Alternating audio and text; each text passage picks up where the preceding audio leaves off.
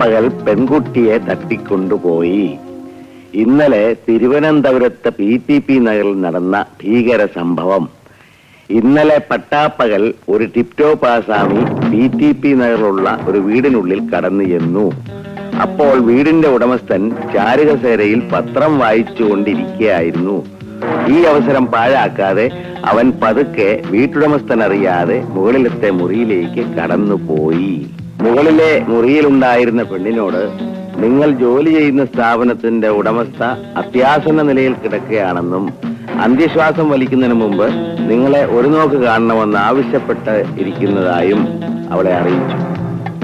അവൾ അത് വിശ്വസിച്ച് ഒരു ബലിയാടിനെ പോലെ അവനെ പിന്തുടർന്നു.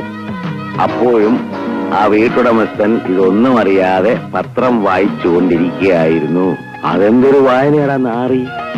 അങ്ങോട്ടും ഇങ്ങോട്ടൊക്കെ പോകുന്ന ആരാണെന്ന് നോക്കണ്ടടാ കരുതേ. ഇവനെയൊക്കെ വായിക്കുന്ന പത്രം കൊണ്ട് ചെതയുണ്ടാക്കി അതിന്റെ പുറത്ത് വെച്ച് ദഹിപ്പിക്കണം. എന്തെങ്കിലും ആട്ടെ.